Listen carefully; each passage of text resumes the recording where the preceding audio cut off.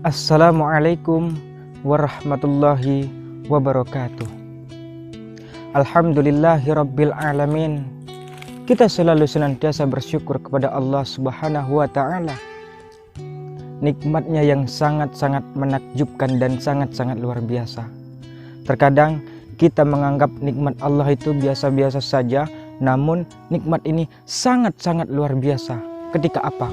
Ketika kita bangun dari tidur, mata kita terbuka, tangan kita masih lemah, kaki kita masih kaku. Kita berbanyak bersyukur kepada Allah Subhanahu wa taala karena kita masih diberikan kesempatan. Kesempatan apa? Kesempatan untuk hidup. Mari sahabat-sahabatku, kita jadikan hidup kita yang sesaat ini, hidup kita yang sementara ini, kita jadikan penuh dengan ketakwaan kepada Allah Subhanahu wa taala, mencari amal soleh, kebaikan di dunia dan di akhirat nanti. Allahu Akbar.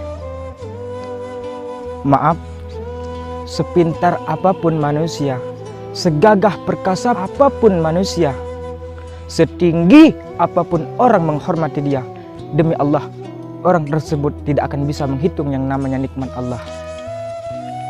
Walau kita jadikan, kita ibaratkan lautan, sungai-sungai di muka bumi ini kita kumpulkan menjadi satu, kita jadikan ibarat sebuah tintanya.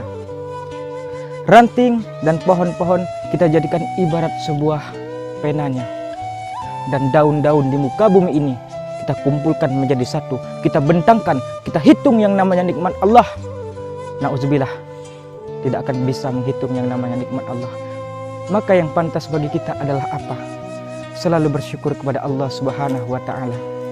Alhamdulillahirabbil alamin. Allahumma sholli ala sayyidina Muhammad wa ala ali sayyidina Muhammad. Kita selalu senantiasa bersolawat kepada Rasulullah sallallahu alaihi wasallam.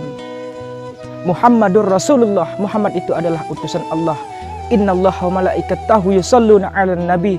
Sesungguhnya Allah, siapa Allah? Sang pemilik, sang pencipta alam semesta ini.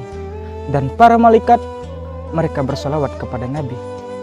Kita manusia biasa, kalau kita tidak bersolawat kepada Nabi, sungguh-sungguh rugi sekali. Allahu Akbar. Allahumma sholli ala sayyidina Muhammad wa ala ali sayyidina Muhammad. Hadirin rahimakumullah. Rasulullah sallallahu alaihi wasallam pernah memberikan sebuah contoh kepada kita. Ketika para kaum musyrikin beserta pemimpinnya mulai kebingungan dengan dakwah yang dibawa oleh Rasulullah sallallahu alaihi wasallam, mereka berkomplot datang menjumpai Rasulullah.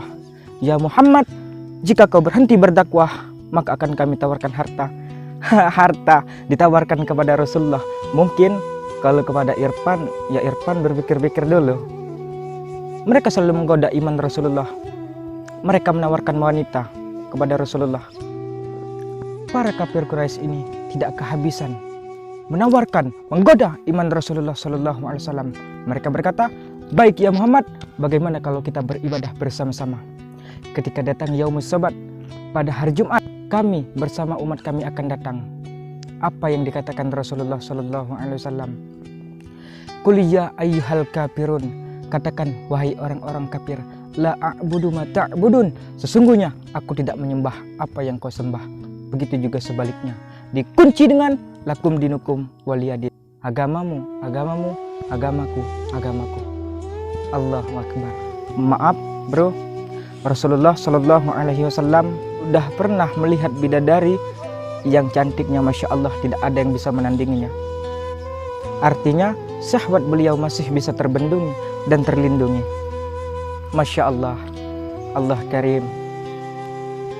Kadang diri kita manusia, di saat kita memakai ini sorban, berjubah berlapis-lapis, bolak-balik pergi ke masjid, orang melihat kita, menilai kita, surga adalah milik kita.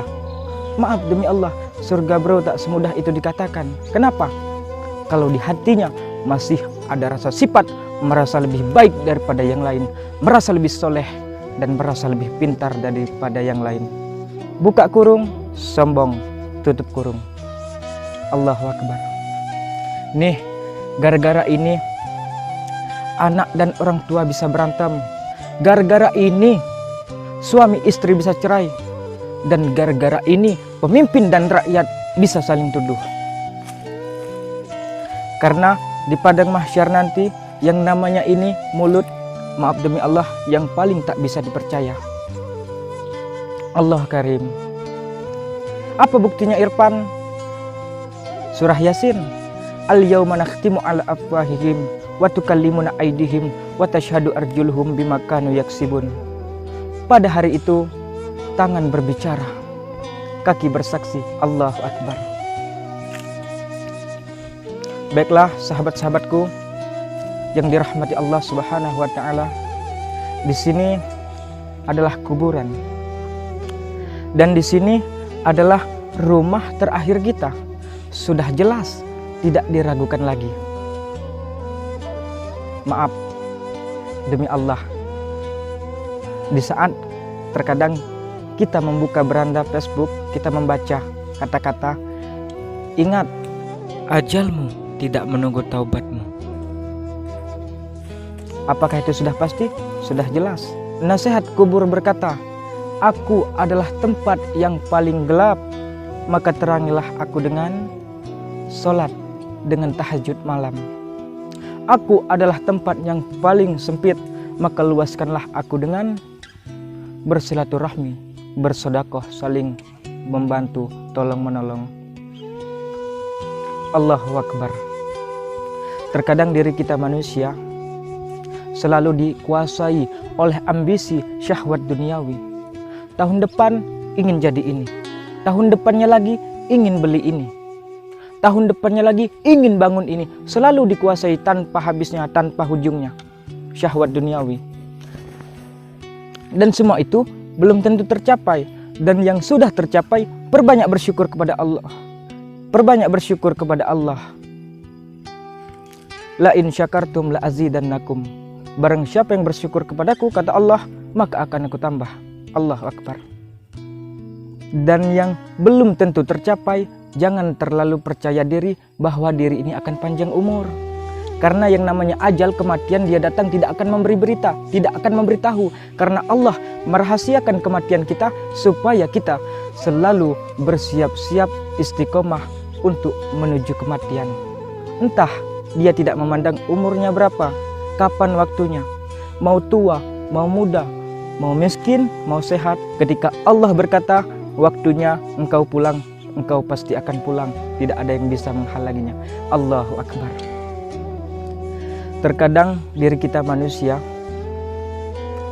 di saat kita memiliki rumah megah, mewah, bahkan harganya miliaran, maaf demi Allah, rumah tersebut tidak akan nyaman untuk dipakai dan tidak akan pernah laku untuk dijual. Kenapa? Karena gelap. Bingung kan pikirnya? Di sini kita renungkan, di sini kita bayangkan, di kuburan. Jangankan mengharapkan bantal, selimut, la, tidak ada. Yang mengepung badan kita adalah tanah. Kita tergeletak, badan kita kaku. Bayangkan ketika kita di dalam gelap gulita. Bayangkan kalau ada kalajengking yang ingin menggigit badan kita. Bayangkan kalau ada ular yang ingin membelit badan kita. Dan bayangkan lagi, yang sudah pasti, sudah jelas, ribuan, jutaan cacing yang ingin menghabisi badan kita. Kita bisa apa? Kita mau minta tolong kepada siapa? Kepada dekengmu yang dulu ada di dunia, kepada teman-temanmu yang dulu preman, ditakuti semua orang. La, tidak mungkin. Kita pasti akan memanggil Allah. Allah, Allahu Akbar. Ya Allah, ampunilah dosa-dosa kami, dosa-dosa kedua orang tua kami, ya Allah, dosa-dosa bapak ibu guru kami, ya Allah, dosa-dosa para pemimpin kami, ya Allah, dan dosa-dosa para pahlawan bangsa yang telah gugur mendahului kami, ya Allah. Ampunilah kami, ya Allah. Tangan yang kami angkat ini terkadang tangan yang hina, terkadang menyakiti saudara-saudara kami sendiri, padahal kami tahu itu tidak baik, ya Allah. Dan mulut yang berkata ini, terkadang mulut yang selalu memfitnah, mencaci maki saudara-saudara kami sendiri, padahal kami tahu, ya Allah, itu adalah dosa besar. Ampunilah kami, ya Allah. rahmatilah kami, ridhoilah kami. Rabbana atina fid dunya hasanah wa fil akhirati hasanah wa qina azabannar. Wa sallallahu ala sayyidina Muhammad wa ala alihi wa sahbihi ajma'in. Walhamdulillahi rabbil alamin. Mungkin dengan beberapa patah kata ini semoga bermanfaat bagi kita semua, yang terutama bagi saya ya. Akhirul kalam, wabillahi taufik wal hidayah. Wassalamualaikum warahmatullahi wabarakatuh.